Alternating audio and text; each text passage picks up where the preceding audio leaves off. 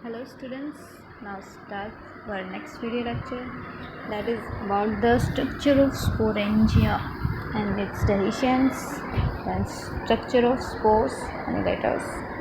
ठीक है, तो स्ट्रक्चर ऑफ स्पोरेंजिया अभी हमने जो पीछे बात की थी strobilus either called as cone and sporangiophore, तो उसके बाद आपका जो पॉइंट आता है वो आता है स्पोरेंजिया का जो बियर करता है स्पोर्स को।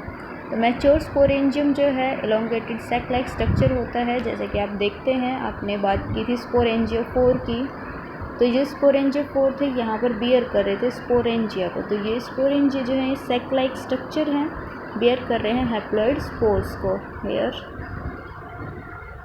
ठीक है, इस टाइप से यहाँ पर आपके स्पोर्स प्रेजेंट है। Single layer of cell wall, यहाँ पर single layer of cell wall present है, but a young sporangium has 2 layer.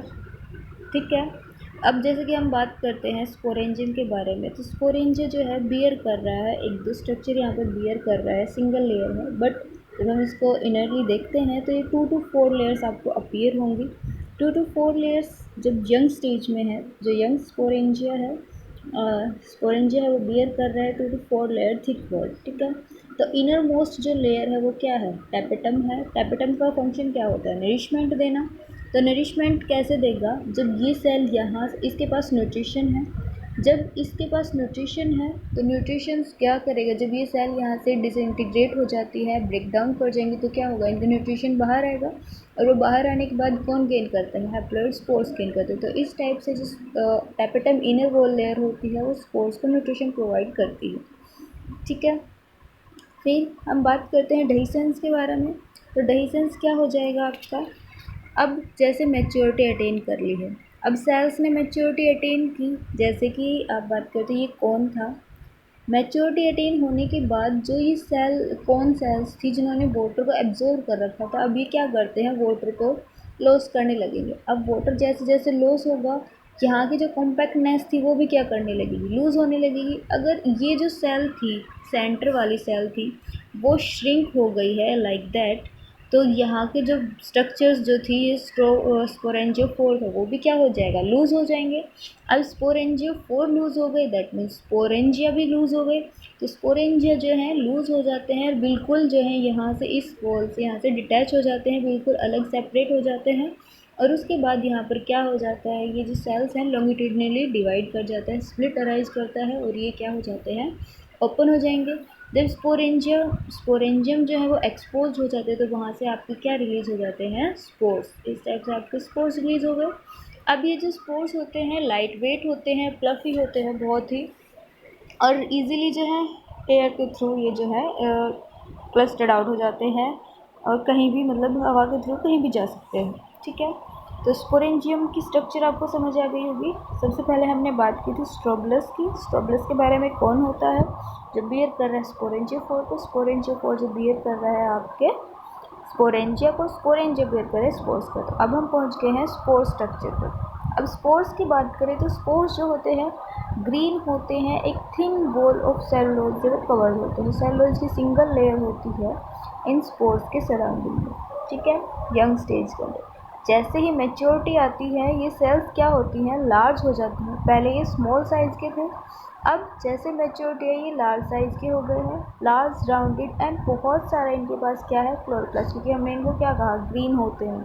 ठीक है, अब ये जो वॉल थी लार्जर साइज़ के हो गए, तो थिक वॉल है, ये वॉल क्या कर जाती है, डिफ्रेंशिएट करेगी, 4 लेयर्स में डिफ्रेंशिएट कर जाती है। सबसे आउटर मोस्ट जो है हमारी क्या है, एपिस्पोर, फिर आपकी पेरिस्पोर्स, एक्सोस्पोर्स एंड एंडोस्पोर्स। अब आपको ये कन्फ्यूजन होगा कि पेरी का मीनिंग भी होता है आउटर, एपी का मीनिंग भी आउटर, एक्सो का मीनिंग भी आउटर, तो इनको कैसे याद करें हम। एपी का मतलब होता है सबसे बाहर वाला, सबसे ऊपर जो रहता है, एपी मतलब सबसे अबोव लेवल पर। ठीक है, पेरी का मतलब होता है नियर द पेरीफ्री, मतलब आउटर लेयर के पास होना, दैट इज पेरिस्पोर। अब स्पोर है तो पेरिस्पोर हम लगा सकते हैं। एपिस्पोर्स सबसे outer layer, perispore spore near the periphery, तो outer layer near the periphery. Exospores कि आपके इनर से हम बाहर की साइड आ रहे हैं, एग्जिट करने वाले हैं, तो exospores and inner most is the endospore also known as endosporium. ये चारों लेयर्स जो होती हैं अब इनके भी अलग फंक्शन होते हैं। तो सबसे आउटर मोस्ट जो आपकी एपिस्पोर होती है ये ओरिजिन करवाती है इलेटर्स का, ठीक है।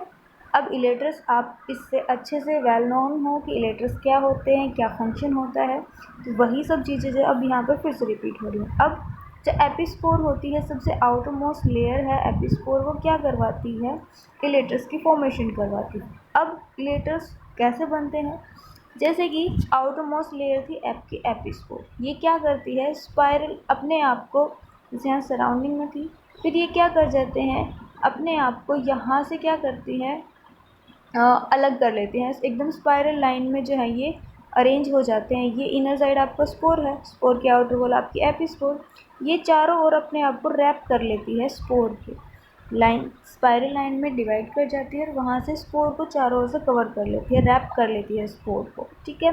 जैसे मैच्योरिटी है, अब जो ये मैच्योरिटी पे ये जो आपके इलेटर बने एपिस्पोर से, ये क्या होते हैं हाइग्रोस्कोपिक नेचर के होते हैं, जिसकी वजह से ये मैच्योरिटी तक इनके पास कैसे रहते हैं, बाइंड रहते हैं, इसके ऊपर स्पाइरली कोल्ड रहते हैं। जैसे कि आपने स्ट्रक्चर देखी भी होगी, बुक में भी मेंशन है, इस टाइप से है, इस टाइप से जैसे ये आपको दिख रहा है, ठीक है। ये आपके हो गए इलेटर्स और ये इनर साइड आपका हो गया स्पोर। तो ये क्या है यहाँ पर मॉइस्ट कंडीशन में इनके पास क्या है एग्ज कॉम्पैक्ट फॉर्म अरेंजमेंट। लेकिन जैसे ही ड्राई कंडीशंस आती हैं ये जो आपका इलेटर्स हैं ये क्या कर जाते हैं ओपन अप कर जाते हैं, डिस्पर्स कर जाते हैं, एकदम अपने आप को ओपन कर लेंगे। जैसे ये स्पोर हो गया और ये आपके इलेटर्स जो है यहाँ पर अरेंज हो जाते हैं। अब इलेटर्स ओपन अप हो गए तो ये क्या करेंगे स्पोर्स का डिस्पर्जल करवा देते हैं, ठीक है। अब देख सकते हैं आप ये complete open except one point, सिर्फ एक पॉइंट से अटैच रहेंगे, बाकी सारे क्या हो जाते हैं ओपन अप हो जाते हैं। Tips of the bands are slightly expand to become spoon shape, ठीक है। ये देख सकते हो आप, ये तो था कोल्डेड फॉर्म जब मैच्योरिटी में ये मॉइस्ट कंडीशन में है। तो आप यहाँ पर देख पा रहे हो कि ये किस तरीके से अरेंज है, ये जो इलेटर्स हैं इसको स्पोर को स्पाइरली अरेंज कर रखा है कोल्ड फॉर्म में। जैसे ही ड्राई कंडीशंस आई ये देखो आपके जो स्पोर्स है वो एक्सपोज हो गया है, इलेटर्स बिल्कुल ओपन अप हो गए हैं, अनकॉइल्ड हो गए, ठीक है। नेक्स्ट बात करते हैं फंक्शन ऑफ इलेटर्स के। तो फंक्शन ऑफ इलेटर्स की बात करें, सभी जानते हैं फंक्शन क्या होता है इलेटर्स का, हेल्प करवाना डिस्पर्जल में, ठीक है। डिस्पर्जल में हेल्प करवाना, डेhiscence ऑफ स्पोरेंजियम, स्पोरेंजियम के डेhiscence में भी हेल्प करवा रहे हैं, क्योंकि ये जो है आपकी आउटर मोस्ट लेयर होती है स्पोर्स की आउटर मोस्ट लेयर जैसे वो एनलार्ज करेगी तो इन जो स्पोरेंजियम है उनकी वॉल को भी कुछ ना कुछ इनको पॉइंट आउट करती है, जिसकी वजह से वो उनके डेhiscence में हेल्प हो जाता है। स्पोर जो है ड्राई अप कर जाते हैं inside and begin to lose in their elaters. जैसे स्पोर्स ड्राई करेंगे ये तो हम देख ही चुके हैं। Spore disposed in masses and oblique in germinate to complete, ठीक है, जर्मिनेशन में हेल्प हो जाता है। Advantage is to increase the chances of fertilisation in dioecious prothalli. इनका जो मेन फंक्शन होता है वो फर्टिलाइजेशन के चांस को इंक्रीज़ करवाना। डायोसिस जो प्रोथैलाई होते हैं दैट मीन्स इनके अंदर आपका क्या होता है कि दोनों ही जो प्लांट होते दोनों ही प्लांट को जो है इनमें फर्टिलाइजेशन में हेल्प करा देते हैं। तो ये हो गया आपका complete reproduction by spores, means कि अब हमने प्रोथैलाई को जर्मिनेट करवा दिया है। किस तरीके से करवाया है, स्पोरोफाइटिक बॉडी कैसी थी, स्पोरोफाइटिक बॉडी से आपके जो स्पोर्स डिस्पर्स हुए, स्पोर्स डिस्पर्स के बाद एक प्रोथैलाई जर्मिनेशन करना।